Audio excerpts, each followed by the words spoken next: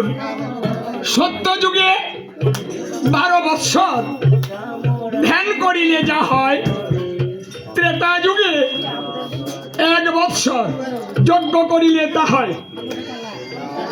ত্রেতা যুগে 1 বৎসর যজ্ঞ করিলে যা হয়, দাপর যুগে 1 মাস পূজা করিলে তা হয়। দাপর যুগে 1 মাস পূজা করিলে যা হয়, এই কলিকালে একদিন হরিনাম সংকীর্তন করিলে তাহাই হয়। তাই আপনাদের এখানে একদিন নয়, কদিন? 2 দিন। সত্য যুগের 2 দিনে কত হবে?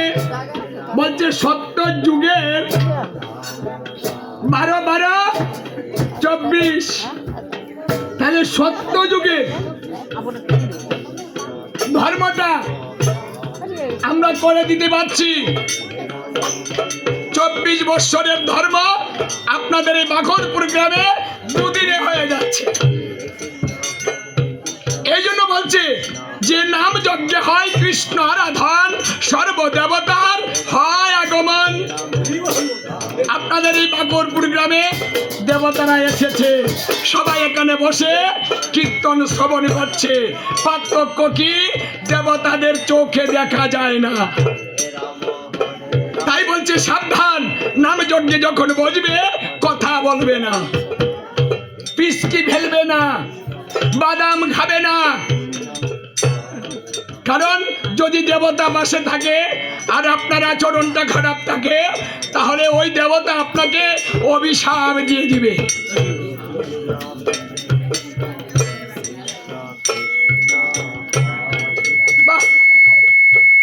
তালের ধর্ম, তালের ধর্ম।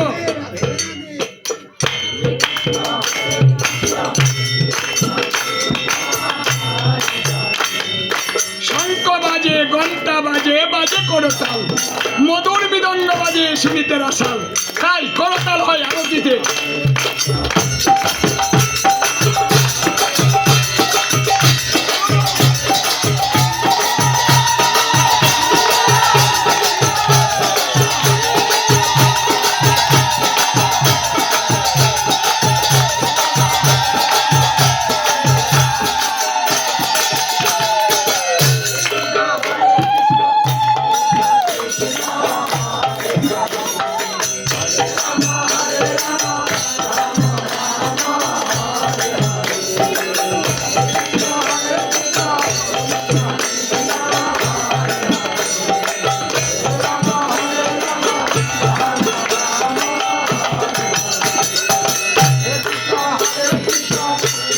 দেখুন,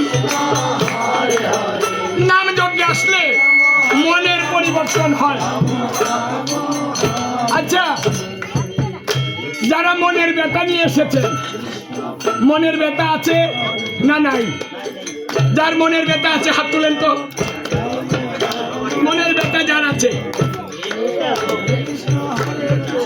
আজকে এখানে মনের ব্যথা ভালো হবে।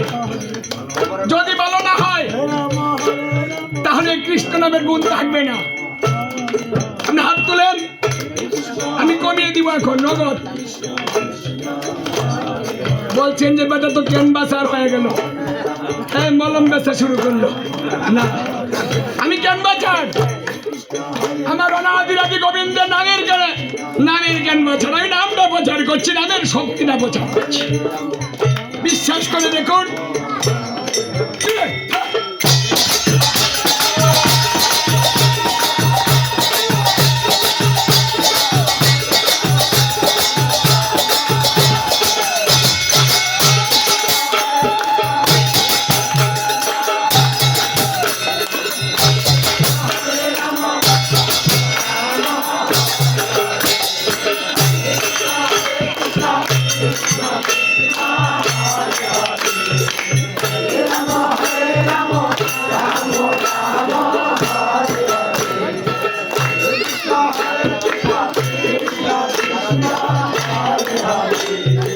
আপনাদের ভাগ্য ভালো,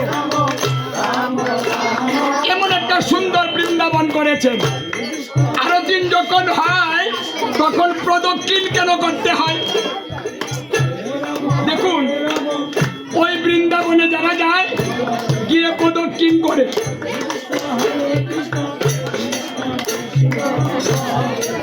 আচ্ছা যারা পাসপোর্ট করতে পারেন না, ভিসা লাগাতে পারেন না, বৃন্দাবনে যেতে পারেন না, তাদের প্রদক্ষিণটা কিভাবে হবে?